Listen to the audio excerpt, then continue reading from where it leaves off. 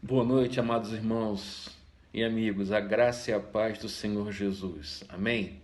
Estamos aqui mais uma vez reunidos para prestarmos a Deus um culto de louvor, de adoração e de gratidão, porque Ele tem cuidado de nós. E antes de nós iniciarmos com os nossos cânticos de adoração, eu gostaria de que você abrisse a palavra de Deus aí no Salmo 100, verso 1 e verso 2. Você também pode acompanhar pela tela. Diz assim, Salmo 100, verso 1 e 2. Celebrai com júbilo ao Senhor todas as terras, servi ao Senhor com alegria, apresentai-vos diante dele com cântico. É assim que nós vamos fazer hoje. Vamos nos apresentar diante dele com cântico, com alegria, com louvor nesse culto que nós prestamos ao único que é digno de receber honra, majestade e glória. Senhor nosso Deus e nosso Pai, em nome de Jesus, pedimos que o Teu Espírito nos conduza na verdadeira adoração, aquela adoração que exalta o nome do Senhor Jesus, e que o Senhor nos leve, Pai, a com alegria te servirmos, com júbilo te apresentarmos os nossos cânticos. Ó Pai, os cânticos que são dedicados a Ti, para a glória do Teu nome. Em nome de Jesus. Amém. Amém, amados irmãos. Vamos louvar o Senhor então?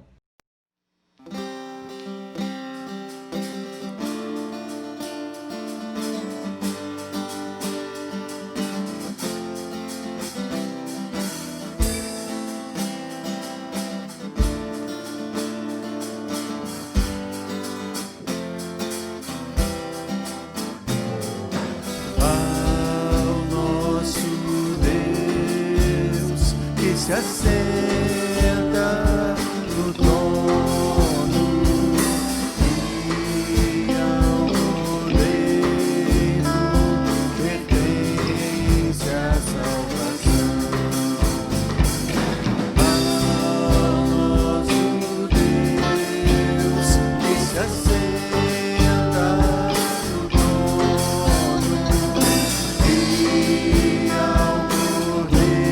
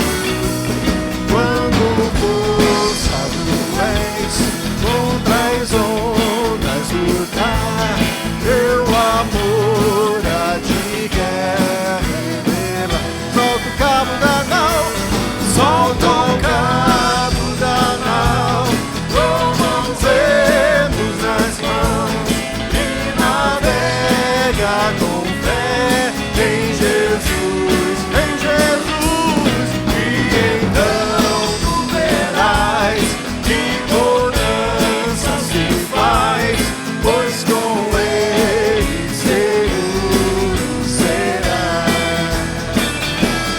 Trevas vêm te assustar, tempestades do mar, da montanha o Mestre te vê, e na tribulação Ele vem socorrer, sua mão nem te pode suster. Solta o cabo da nau, solta o cabo da nau, toma um remo nas mãos e navega com fé em Jesus, e então tu verás que bonança se faz, pois com Ele seguro será. Podes tu recordar maravilhas sem par, no deserto o povo partou,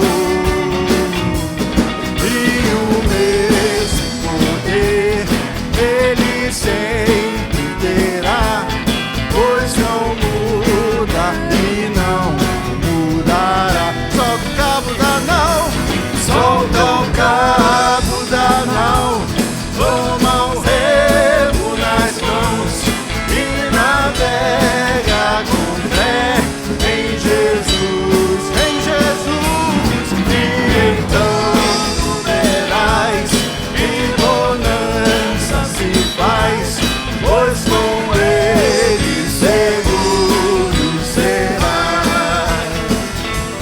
Quando pedes mais fé, Ele ouve, ó crê, mesmo sendo na tribulação.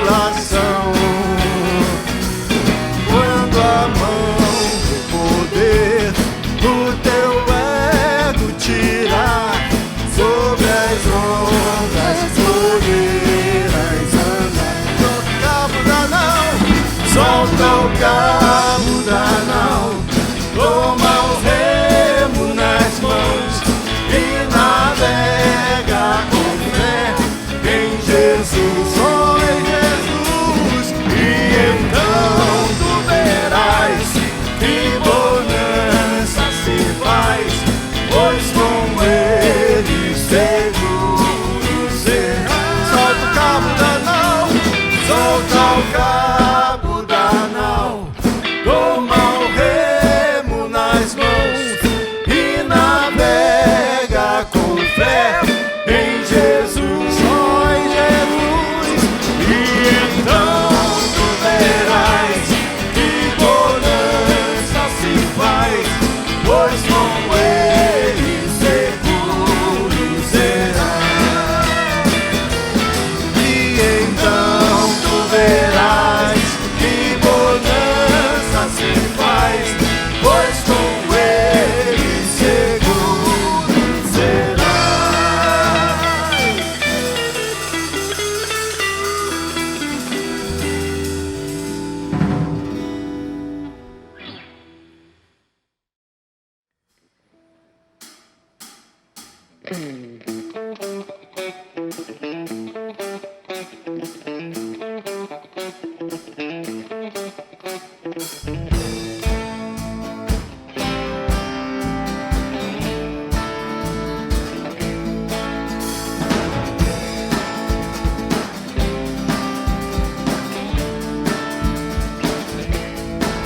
Em todo tempo eu louvarei ao Senhor, sempre estará nos meus lábios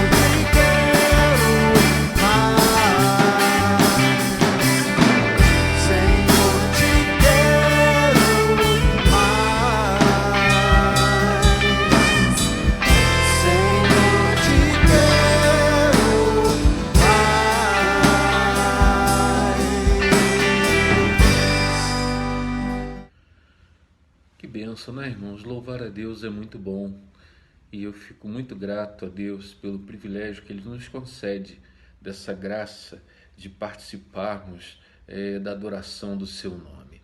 Agora nós vamos passar por um outro momento de louvor também e adoração, que faz parte do serviço a Deus, do culto, que é o momento da entrega dos nossos dízimos e das nossas ofertas. Mas antes, eu quero ler com vocês o que se encontra aí no livro de Êxodo, capítulo 25, verso 1 e 2. Você pode acompanhar na tela ou acompanhar na sua Bíblia. Diz assim: Disse o Senhor a Moisés: Fala aos filhos de Israel que me tragam oferta de todo homem cujo coração mover para isso, dele recebereis a minha oferta.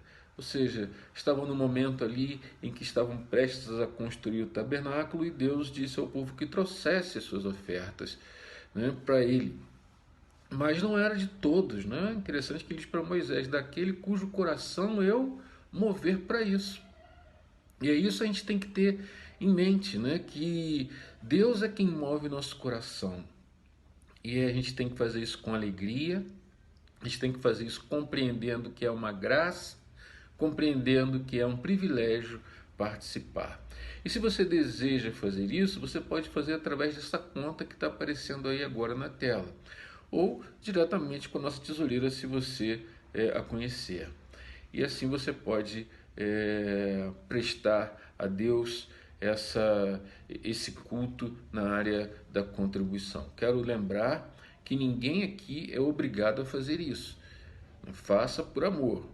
Se você não faz por amor, você não pode fazer de outra forma. Amém? Então vamos orar e vamos pedir ao Senhor que abençoe essa atitude nobre do coração daqueles a quem Ele moveu para isso. Senhor, nós te louvamos e te bendizemos pela oportunidade que temos, ó Deus, de prestar culto a Ti com os nossos dízimos e com as nossas ofertas. Receba, Pai, com coração grato, Pai, porque é um privilégio, porque entendemos que é algo que nós não merecíamos. Assim te louvamos e te agradecemos por essa oportunidade, em nome de Jesus. Amém. Amém, queridos. Agora nós vamos estar também em momento de culto, né? Claro, em que nós vamos estar agora ouvindo a mensagem do Senhor. E eu quero convidar você a abrir a palavra de Deus, que se encontra aí em Atos, no capítulo 4, verso 36. Na verdade, estaremos aí tratando do verso 36, capítulo 4, verso 36, até o capítulo 5, verso 11, que é esse bloco final, né? Por isso eu vou ler só o verso 36 e o verso 37, e à medida que houver necessidade, eu vou lendo os demais versículos. Então eu vou ler aqui na minha Bíblia, você pode ler aí na sua. Diz assim a palavra do Senhor: José, a quem os apóstolos deram o sobrenome de Barnabé, que quer dizer filho da exortação, levita, natural de Chipre, como tivesse um campo, vendendo-o, trouxe o preço e o depositou aos pés dos apóstolos. Vamos orar. Senhor, nosso Deus e nosso Pai amado, nós te louvamos e te bendizemos, porque chegamos a um momento onde certamente o Senhor vai falar aos nossos corações. Ó Pai, nós já te louvamos, já ofertamos tudo pela tua infinita graça, mas estamos agora desejosos de ouvir uma palavra que venha direto do teu trono de graça. Fala conosco, nós te pedimos assim em nome de Jesus. Aleluias. Amém. Amados irmãos, nós já estamos aí há 3 domingos que nós estamos estudando sobre 3 aspectos do culto prestado pela igreja primitiva. Nós vimos a adoração, nós vimos o testemunho e nós vimos a contribuição, que como eles devem ser colocados, como eles devem ser feitos, como eles devem ser praticados pela igreja. E também individualmente, nós vimos que a verdadeira adoração, o verdadeiro testemunho ou pregação e a verdadeira contribuição é algo que Deus move através do seu Espírito na igreja e que nós precisamos ter uma compreensão clara a respeito disso. Por isso nós vimos o que significava culto, vimos que culto significa serviço, que é um serviço que não acaba nunca, dura por toda a eternidade. Vimos que graça é muito mais do que comprar um carro novo, ou uma casa própria, ou qualquer outra coisa. Graça é um privilégio, é uma concessão de Deus de participarmos do seu reino. Então, adorar é uma graça, testemunhar é uma graça, contribuir é uma graça. Então, nós vimos todas essas coisas dentro da vida da igreja. E nós agora passamos para um momento muito especial também, um momento em que nós vamos falar sobre os inimigos do culto. Às vezes nós achamos que, pelo fato de, nesses versículos aqui que nós viemos abordando durante esse tempo, que fala tantos sinais, tantos prodígios, tantas maravilhas operadas pelo Senhor Jesus, de que a igreja está imune aos ataques espirituais, ou de que ela é uma sociedade perfeita aqui na Terra. Não é, né? Nós vamos ver que não é.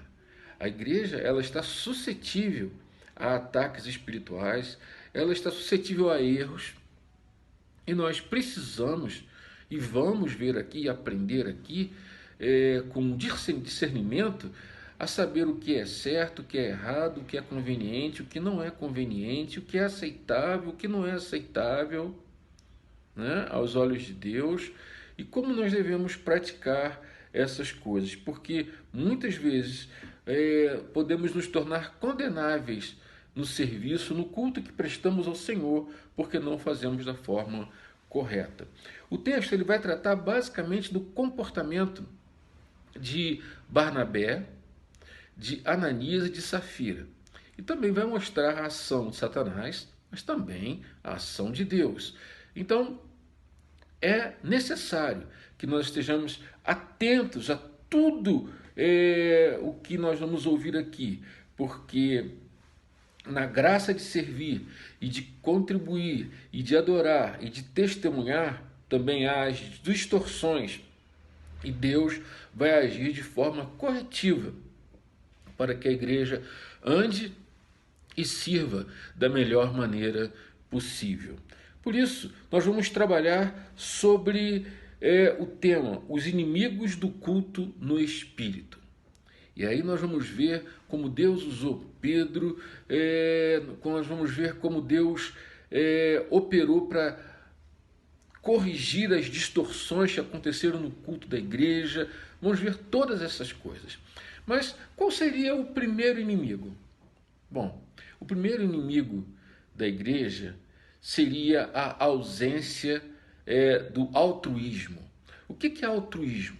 Altruísmo é uma ação que eu faço pelo meu próximo sem interesse nenhum, apenas no desejo de ajudá-lo, sem querer receber nada em troca. É alguém que faz isso por puro prazer de buscar o bem-estar do outro. Então, o altruísmo é uma característica, é uma ação que está no coração dos remidos de Deus, que pode ser aprendida. E nós vemos aqui que Lucas, ele, no findar do capítulo 4, ele cita Barnabé como uma espécie de paralelo, de um contraste com o comportamento de Ananias e Safira, que nós vamos ver daqui a pouco, né? Ele coloca Barnabé como sendo alguém que é um contraste, um paralelo, né, que faltou no coração de Ananias e Safira. Altruísmo, nele tinha. Então, a ausência desse comportamento se torna num inimigo. Agora, como que Barnabé aprendeu isso e como que nós podemos aprender? Se nós olharmos para Atos, capítulo 4, verso 42, nos diz que e perseveravam na doutrina dos apóstolos e na comunhão e no partir do pão e nas orações. Ou seja, doutrina. Eles aprendiam através da orientação dos apóstolos, de como eles deveriam se comportar. E à medida que a igreja ela ia tendo essa comunhão com a palavra de Deus, com o ensinamento das Escrituras, à medida que isso ia acontecendo, ela ia se tornando uma igreja mais madura, mais séria, mais dedicada ao próximo, não pensando em si mesmo, né? Então, essa é uma coisa que nós devemos ter na nossa mente e no nosso coração.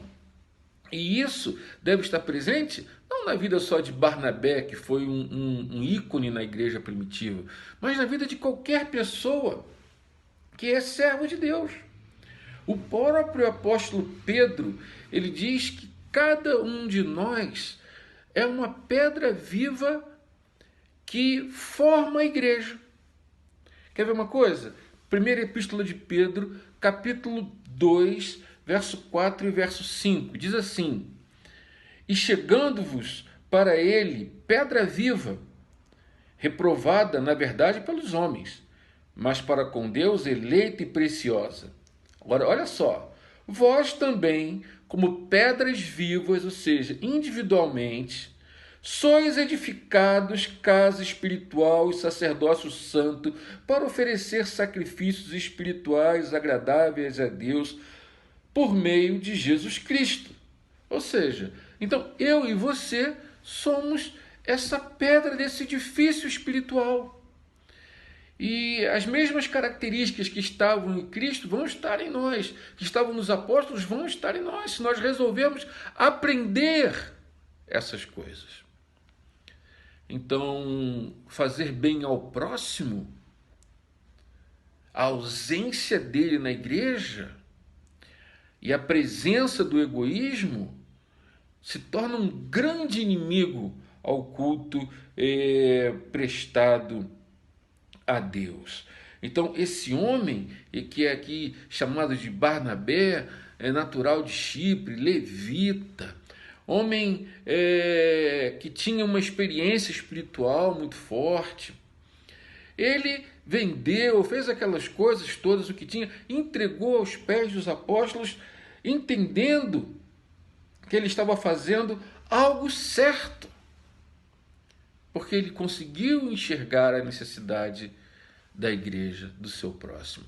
Então, o altruísmo é isso, é enxergar a necessidade e agir em favor do outro sem interesse nenhum, sem querer nada de volta. E Barnabé, ele era um homem que tinha um comportamento exemplar. Ele sempre investiu em vidas.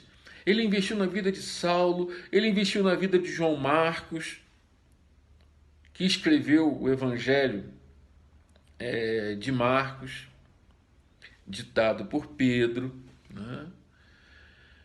Então ele era um homem que investia em vidas, investia no reino. A sua fé, ela não era demonstrada por aparência. Não, a sua fé era demonstrada por obras, como diz lá em Tiago. Ele era um prestador de culto, porque ele conhecia que a luz da graça, do privilégio, era maravilhoso fazer isso. E nós não vemos no texto em nenhum momento dizendo que ele fez isso por uma obrigação de consciência. Não. Ele fez porque era algo que surgiu como efeito da doutrina dos apóstolos. Eu sei que há muita gente que fica esperando, né? Primeiro eu vou falar com o apóstolo Pedro, vou falar com o apóstolo João, saber se eu posso ou não ajudar fulano ou ciclano, se eu devo ou não dar uma cesta básica para fulano ou ciclano. Não, meu filho, você não precisa de autorização para fazer o bem, não. Você pode fazer o bem independente do pastor, do presbítero, do diácono, falar qualquer coisa. Você enxergou a necessidade? Vai lá. Infelizmente, hoje nós percebemos dentro da igreja, não propriamente da igreja Shalom, que graças a Deus é uma igreja que se ajuda, mas dentro da igreja, num contexto geral, a ausência do altruísmo e a presença do egoísmo, que tem se tornado um grande inimigo do culto prestado a Deus. Tiago, capítulo 4, verso 17, diz que aquele que sabe que deve fazer o bem e não faz, nisso está pecando. Então, fazer o bem,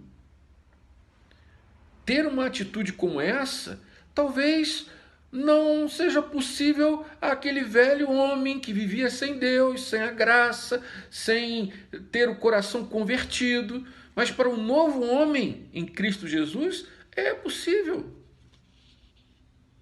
porque ele aprende a fazer isso. Ele aprende a fazer isso. Agora, um outro grande inimigo do culto prestado a Deus é a hipocrisia. E o que é a hipocrisia? É você fingir ser alguém que você não é. Né?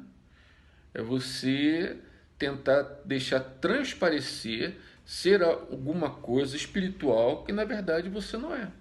Às vezes você quer aparentar que é mais espiritual do que o outro. E isso é uma coisa terrível.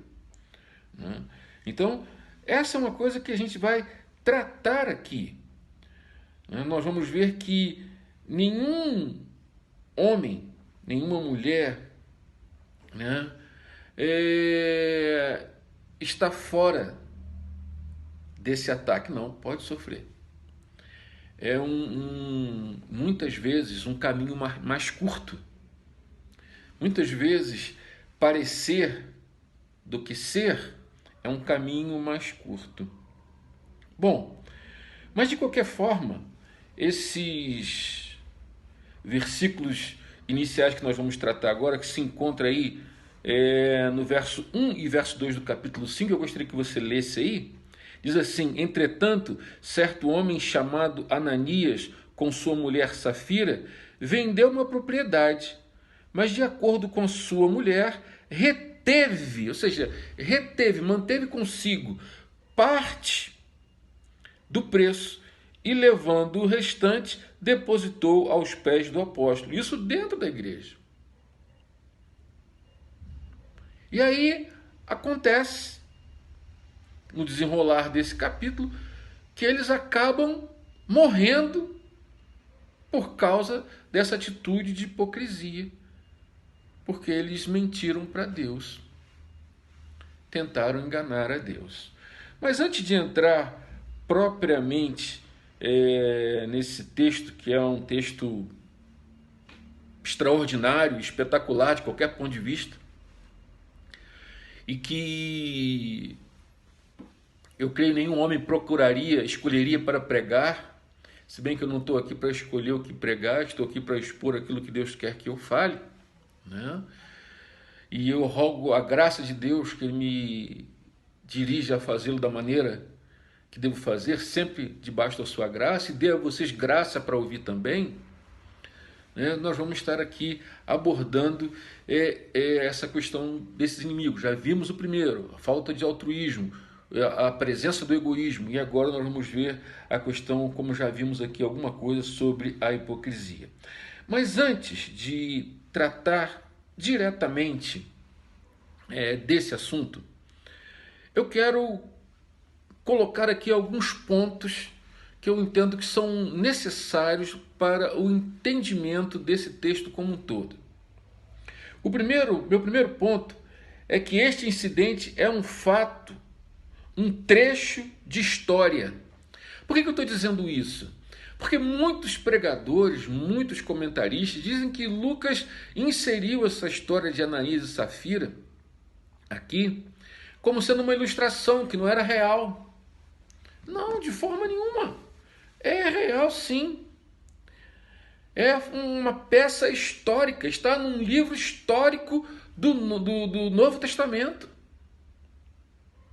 É tão histórico quanto as verdades contadas acerca de Cristo, lá nos evangelhos, do seu nascimento virginal, do seu crescimento, dos milagres que ele operou, da palavra que ele ensinou, da sua morte, da sua ressurreição, da sua ascensão. É tão real quanto todas essas coisas, como a vinda do Espírito Santo. Então, esse registro, ele é muito discutido entre os comentaristas, é muito discutido entre aqueles que escrevem e que pregam acerca desse assunto, mas de fato esse é um registro que esclarece muito bem que este incidente foi grandemente utilizado para a propagação do Evangelho, porque levou uma espécie de avivamento que é descrito aí nos versos posteriores à igreja. Foi um incidente real, notável na vida da igreja primitiva e que deu um novo ímpeto, nova força, nova disposição para a igreja. Então, meu primeiro argumento é que esse acontecimento é um fato histórico. O primeiro ponto é esse. Isso de fato aconteceu. Não é uma ilustração, não é uma historinha. Não. É um fato histórico. Meu segundo argumento aqui, meu segundo ponto, é que a Bíblia é o livro mais honesto do mundo. Nós temos que exaltar a honestidade desse registro. Lucas poderia não ter colocado, mas ele faz questão de relatar o ocorrido. Isso nós temos que ter em mente. Eu afirmo que a Bíblia é o livro mais honesto do mundo. E que fora ele, não há um livro que seja realmente honesto, que realmente nos diga a verdade. Nós temos aqui um relato da igreja primitiva, mas vocês já vão ver logo de cara que não há nenhuma maquiagem, que não há aqui nenhum desejo de mostrar alguma coisa que não aconteceu. Não. Ele vai aqui, sem adulterar nada desse acontecimento histórico, vai mostrar ali, porque a Bíblia, ela não está aí para trazer um relato idealizado, não, nada disso, né? Ou uma imaginação, não. Os maus são incluídos bem como os bons. E eu dou ênfase a isso porque há pessoas que parecem pensar que nós alegamos que a igreja cristã ela é perfeita. Nada disso. A igreja não é perfeita. E nós vamos ver ao longo, né, de todo esse estudo aqui e ao longo dos outros estudos que virão, que a Bíblia não faz questão de esconder nada que houve ali. Ela mostra tudo e mostra que a igreja é composta por pecadores e que está sujeita a erros, sim. A igreja visível, ela é imperfeita. A invisível, né? Quer dizer, a igreja visível é imperfeita e a invisível é perfeita. Ou seja, aqui, enquanto estamos aqui, estamos sujeitos a erros. Então não tem essa ideia de que a igreja é perfeita. Não, a igreja não é perfeita. A igreja visível não é perfeita. Infelizmente nós percebemos aqui nesse texto que é uma completa loucura, né? Uma coisa terrível, um acontecimento que mexeu com a igreja logo que ela veio a existir. Então, ela não faz questão de esconder nada. E a mesma coisa no Velho Testamento. A gente percebe que ela não faz questão de esconder os pecados dos seus heróis, né? Dos heróis da Bíblia. Não. Você olha lá para o que aconteceu com Davi, ela registra os seus adultérios, o seu homicídio, né? Tudo aquilo que ele fez de errado, ela registra tudo. Então, a Bíblia, ela é inteiramente honesta. Ela nos diz a verdade sobre cada um dos seus personagens. nos mostra tudo. E nós vemos que esses terríveis defeitos, todos eles são postos diante de nós. Ela não faz questão de esconder. Muito pelo contrário, ela nos alerta. Ela nos alerta. É no que nós devemos ter confiança nela, porque ela diz a verdade. E nós vamos encontrar honestidade e sinceridade em alguma outra coisa? Olha, você vê aí nos jornais ou na televisão uma total parcialidade, uma total mentira. As pessoas tentam nos iludir por meio de notícias falsas. Você vai acreditar o quê? Na Rede Globo, na CNN, na Globo News, na Record, em qualquer outro meio de comunicação? Nada. Distorce muitas vezes a verdade. Agora, encobrem, protegem uns, condenam outros. Levantam um, destroem outros. Mas a Bíblia, ela nos conta tudo. Tudo, tudo, tudo. Não há nada parecido com a parcialidade. A Bíblia é imparcial. Né? Ela vai falar mais contra a igreja do que nós imaginamos. Ela não foi escrita para nos adular. Né? Ela não foi escrita para que nós venhamos a nos sentir bem. Não vai querer te bajular. Ela vai dizer a verdade acerca de quem você é. E essa é uma coisa que nós temos que entender, que na Bíblia não há encobrimentos. Né? Ela foi escrita, ela existe para dar a mim e a você uma mensagem que é vital e de suma importância para a nossa alma e para o nosso destino eterno. Para isso que ela foi escrita. Então esse é o meu segundo argumento. A Bíblia é o livro mais honesto do mundo. O meu terceiro argumento é que ninguém era obrigado a dar nada para a igreja, como hoje também não é. Não era. Não havia essa de ter uma compulsão, ou uma obrigatoriedade, ou os apóstolos dizendo, olha, você tem que fazer. Não havia isso. As pessoas não eram compelidas a dar nada. Elas não eram obrigadas. Todavia, a gente vê essa prática aqui como fruto daquilo que nós falamos ainda há pouco, do que eles aprenderam, porque são tocados por Deus, são movidos por Deus. E Barnabé foi uma daquelas pessoas que se sentiu tocado, movido pelo Senhor, como nós lemos lá em Êxodo, com o momento dos dízimos e das ofertas. Foi movido por Deus a fazer isso. Ou seja, ninguém era obrigado a fazer coisa nenhuma. Eles obedeceram à pura alegria do privilégio da graça de contribuir. Portanto, Ananias e Safira nunca precisariam vender a sua propriedade. E ainda que vendessem a sua propriedade, eles não eram obrigados a dar o fruto da venda para a igreja. Não eram. Podiam ficar com ele, um valor total. Não é isso que Pedro diz aí no verso 4? Olha aí o verso 4. Conservando-o porventura não seria teu, e vendido não estaria em teu poder?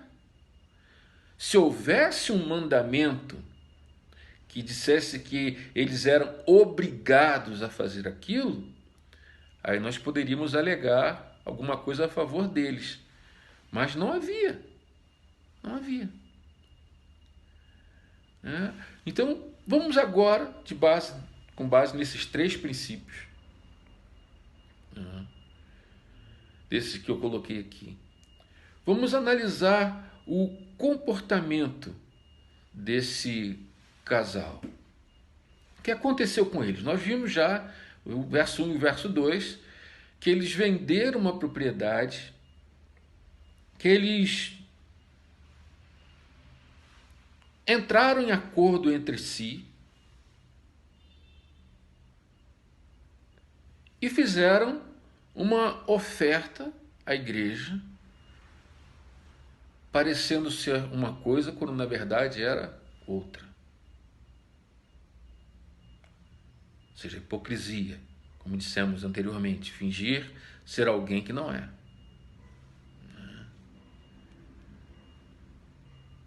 Prestar um serviço que na verdade não foi totalmente santo como deveria ser. Eles ficaram no que nós chamamos de meio termo. Eu creio que muitos pastores hoje iriam dizer assim: ah, que bom, Ananias e Safira, vocês são feras, que maravilha, que são crentes de verdade, e iriam receber, não iam falar nada.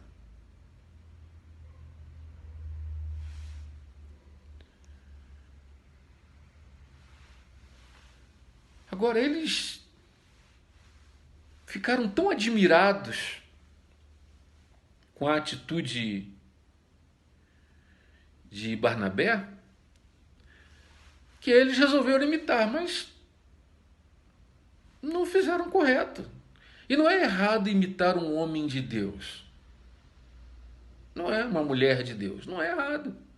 Paulo, em 1 Coríntios 11:1, diz: sede meus imitadores, assim como eu sou de Cristo. Então não é errado. Mas se vai imitar, imita direito.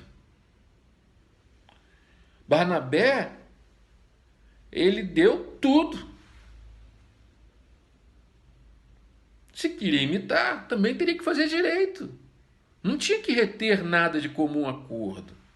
E olha que Ananias e Safira, eles eram crentes, eles eram da igreja, eles tinham o linguajar da fé, eles oravam, eles cantavam, né? Eles eram batizados, eles eram membros da igreja.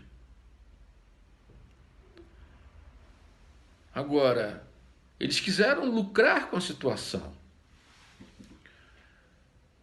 Barnabé fascinou eles. Mas o que aconteceu foi que jeitosamente eles retiveram uma parte do valor. Ananias e Safira estavam mancomunados, ou seja, disseram: olha, não conta para ninguém não, hein? Não diz nada para ninguém não. E aí fizeram uma coisa terrível. Fizeram algo que desagradou a Deus. Algo que trouxe para a igreja um grande prejuízo espiritual. Ananias, que significa Deus é cheio de graça, acabou testemunhando que Deus também é santo. Safira, que quer dizer bela, se tornou repulsiva por causa do seu pecado. O verbo reter aqui é o mesmo usado lá em Josué, capítulo 7, verso 1, que fala do pecado de Acã, que também reteve os despojos que não lhe pertenciam. Ou seja, Deus disse: não toque nada, ninguém mexe em nada. Pertencia a Deus, tudo pertencia a Deus. Mas ele reteve o que não era dele. Assim como Ananias e Safira retiveram também algo que não era deles. Foi mau caráter, tanto Ananias como Safira. E tentaram enganar a Deus dentro da igreja, com práticas ocultas. É claro que aqui nós estamos vendo uma prática de hipocrisia no que diz respeito à contribuição. Mas há outras coisas que se tornam um grande inimigo do culto, que é a hipocrisia em outras áreas. Você pode fingir que tem uma família abençoada, mas seu casamento é destruído. Você pode demonstrar santidade, mas você tem compulsão pelas coisas impróprias, pela vida desregrada. Você pode ter uma série de comportamentos, mas ter uma raiz maligna no seu coração. Há uma série de outros pecados: adultério, pornografia infantil, há uma série de outros. Vocês acham que isso não pode estar presente dentro da igreja? Que não pode ser um ataque espiritual? Pode sim. Se você der brecha, o príncipe das brechas espirituais, Satanás, ele vai lá para dominar o seu coração. O que eu quero deixar claro para vocês aqui é que isso estava acontecendo no momento de culto. No momento de grande espiritualidade, a igreja estava sendo atacada. Então, até mesmo em meio ao avivamento espiritual, em meio a uma compulsão de alegria tremenda pela presença de Deus, a igreja pode ser atacada. Eu quero ressaltar alguns textos da Epístola de Judas, né? O verso 4, em especial, onde Judas fala de pessoas que prestam um desserviço a Deus, ou seja, um culto condenável. Verso 4 de Judas, da Epístola de Judas, diz assim: alguns homens que não temem a Deus entraram no meio da nossa gente sem serem notados.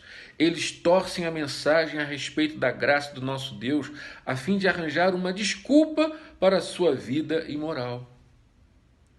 Judas aqui é irmão do Senhor, não é Judas que traiu Jesus, não. Ele já estava morto. Verso 12. Esses homens são rochas submersas nas festas de fraternidade que vocês fazem comendo com vocês de maneira desonrosa, como se fosse um iceberg, né, que você vê a ponta pequena em cima, mas embaixo há uma grande coisa escondida, né? Verso 16, essas pessoas vivem se queixando e são descontentes com a sua sorte, seguem os seus próprios desejos impuros e são cheias de si e adulam os outros por interesse. Exatamente isso que Ananias e Safira tentaram fazer, adular os apóstolos. Adular os apóstolos. Mas aí, eles não estavam esperando o que viria. Eles não tinham nem ideia do que poderia acontecer depois. E o verso 3 vai revelar um terceiro inimigo, que é Satanás. Satanás é um dos maiores inimigos do culto. Olha o que diz o verso 3 do capítulo 5 de Atos.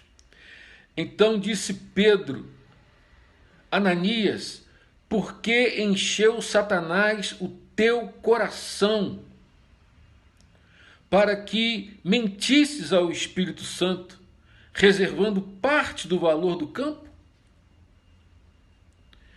Satanás, ele enche o coração de Ananias e Safira.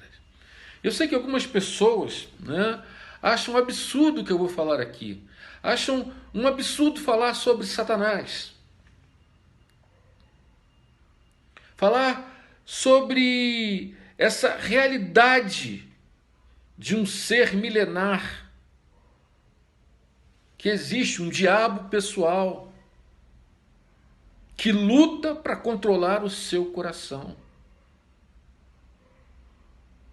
E muitas vezes as pessoas fazem coisas com deboche.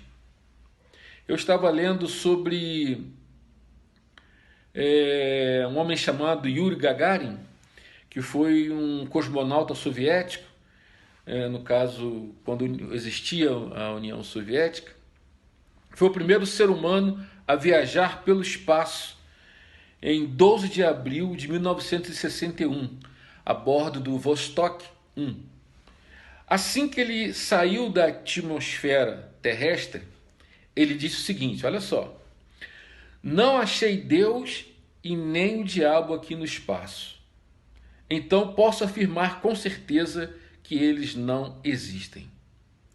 Ou seja, uma vez que não viu, não existe. Essa é a tragédia. Quando nós ignoramos essa realidade espiritual invisível que nos cerca. Quando nós ignoramos essa situação terrível. O propósito da Bíblia é ensinar a cada um de nós sobre a realidade e a personalidade do diabo, bem como também de ensinar-nos a personalidade e o ser de Deus. É necessário que nós conheçamos. Por que há neste mundo tanta tragédia, tanta confusão, tanta dor, tanta luxúria, tanta avareza, tanta inveja, tanto ciúme, tanto crime? Por que há tantas molestas?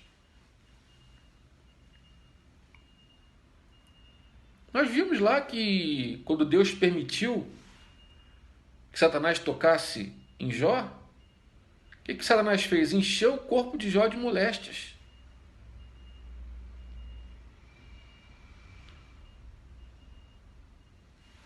Nós temos que ter isso em mente. E a essas perguntas só há uma resposta. Por que há tudo isso? Capítulo 3 de Gênesis. Diz lá que quando Deus criou o mundo, quem que estava lá depois? O diabo. Ou seja, na primeira criação de Deus, a primeira criação que ele faz ali, Adão e Eva e tal, quem que estava lá? Entre homem e mulher. E há aqui um estranho paralelo. Porque o pecado entra na primeira criação através de um casal que foram seduzidos por Satanás. E o paralelo estranho é que na segunda criação, que é a igreja, em que estava tudo lindo e maravilhoso, de novo Satanás aparece e seduz um casal, Ananias e Safira.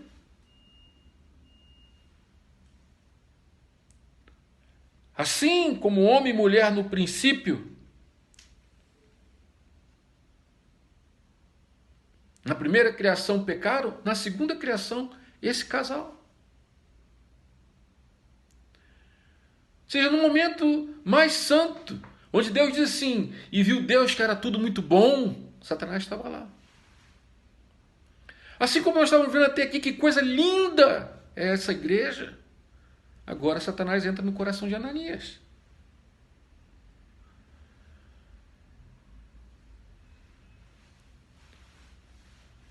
Paulo, em 2 Coríntios capítulo 4, verso 3 e 4, ele diz que se o nosso evangelho está encoberto, é para os que se perdem que está encoberto, nos quais o Deus deste século, quem é? Satanás. Cegou o entendimento dos incrédulos, para que não lhes resplandeça a luz do evangelho da glória de Cristo, o qual é a imagem de Deus.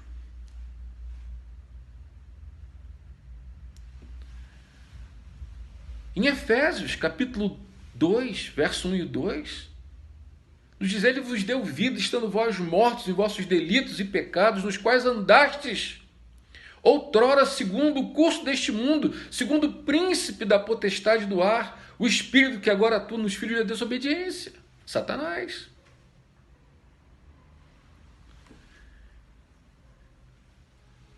Efésios 6,12, ele fala que a nossa luta não é contra nem carne nem sangue, mas contra os principados e potestades. Não é nem o nosso corpo que é um obstáculo. O maior obstáculo são esses principados com quem nós temos que lutar. que dominam, que são príncipes desse século, que dominam e controlam a mente e o coração de homens e mulheres. No livro do Apocalipse, nos é dito isso. Quando o diabo é lançado no inferno, no lago de fogo, onde estão as bestas, né?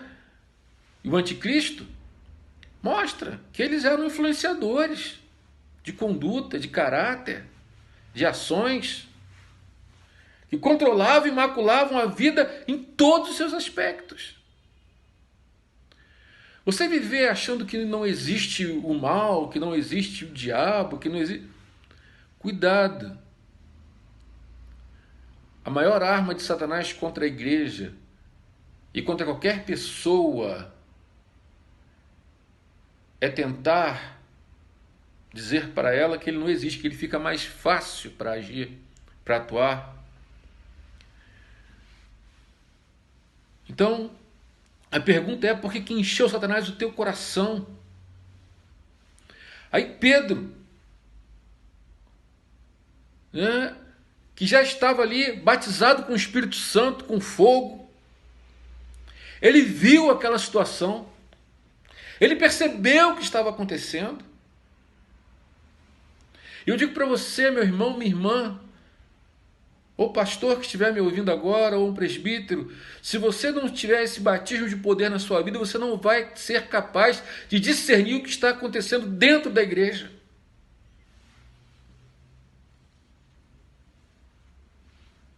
De saber o que se passa nessa esfera espiritual. Pedro viu. Ele sabia exatamente o que tinha acontecido. Ele foi lá e disse: olha, por que Satanás? Ele enxergou. E para nós enxergarmos essas realidades invisíveis, nós precisamos estar cheios do Espírito Santo.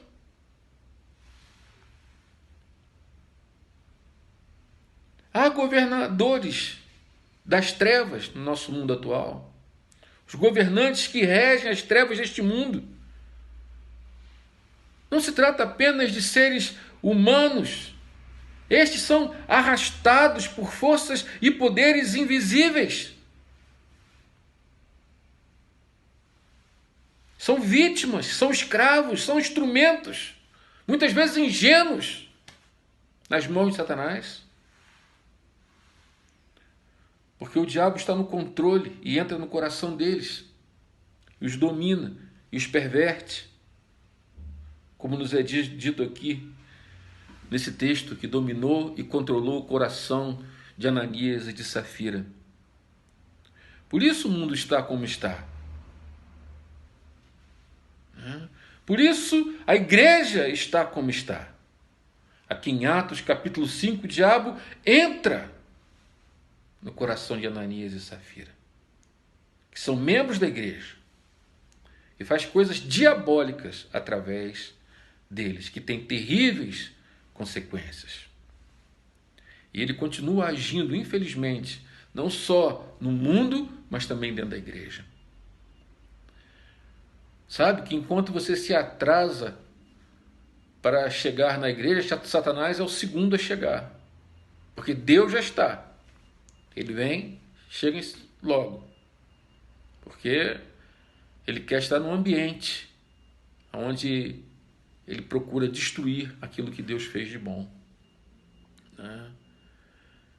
Então, essa é uma coisa que nós temos que ter em mente. Porque às vezes a gente vê homens proeminentes no Evangelho.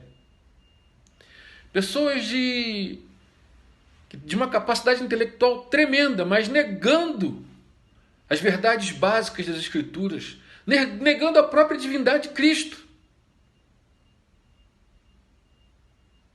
Por quê? Satanás entrou no coração deles. A pessoa diz que está fazendo em prol do cristianismo, mas está fazendo em prol de Satanás. E às vezes nem percebe. Quando você olha Ananias falando com Pedro, você não percebe que ele está com o coração dominado pelo diabo.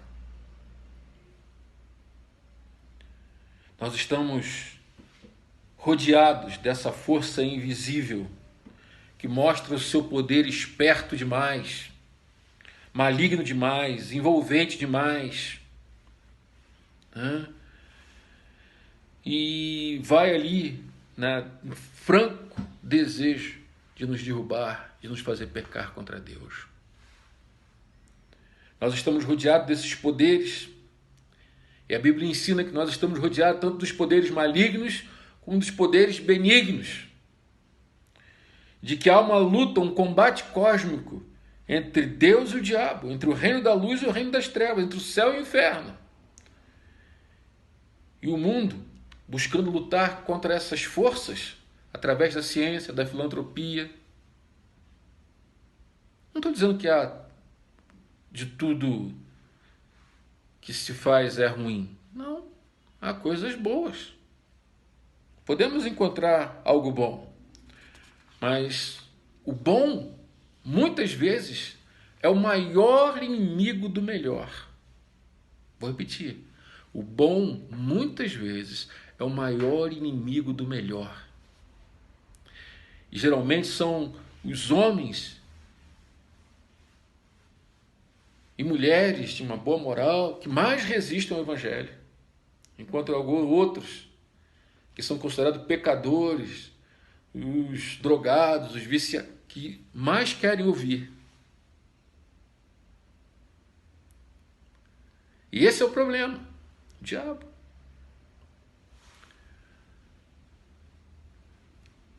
A gente tem que estar atento que há uma grande batalha em avanço.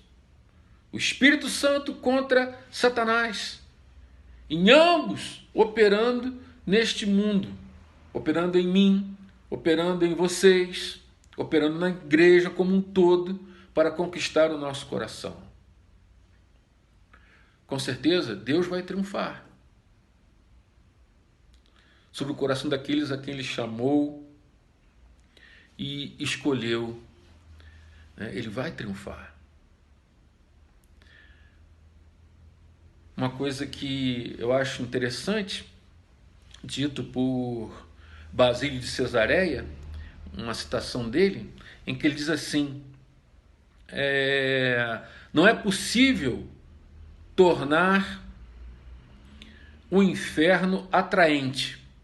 Não é possível tornar o inferno atraente. Então Satanás torna atraente o caminho que leva até lá. Basílio de Cesareia. Não é verdade? Por isso as pessoas não querem acreditar na realidade do diabo, nem do inferno, nem da segunda morte. Porque é feio. Mas aí ele vai lá e dá uma embelezada e o torna atraente. O diabo era um anjo, era uma criatura angélica. O apóstolo Paulo diz que ele tem o poder de se transformar em anjo de luz. Ele odeia Deus e gostaria de arrastar todo o universo inteiro para a sua total perdição final, para ir junto com ele para o inferno. Porque com isso ele está atingindo o ser de Deus.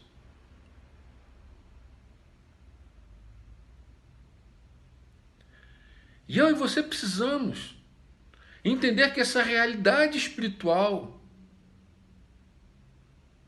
ela age, o Espírito Santo lutando pelo nosso coração e Satanás lutando para nos derrubar.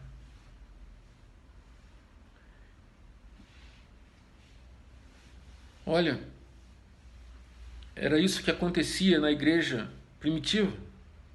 E é o que continua acontecendo hoje. E aí eu quero dizer uma coisa para você. Às vezes você fica pensando, fulano é inteligente demais, ele nunca vai se converter. Olha, eu quero dizer que não é o seu grande cérebro que o impede de ser uma nova criatura em Cristo Jesus, que impossibilita a sua aceitação de Jesus como Senhor. Não, não é. É o príncipe desse mundo que cegou o teu entendimento.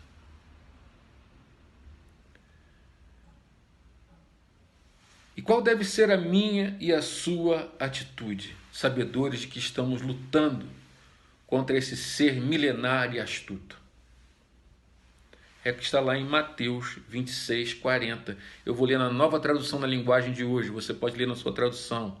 Diz assim o Senhor Jesus: vigiem e orem, para que não sejam tentados. É fácil querer resistir à tentação. O difícil mesmo é conseguir.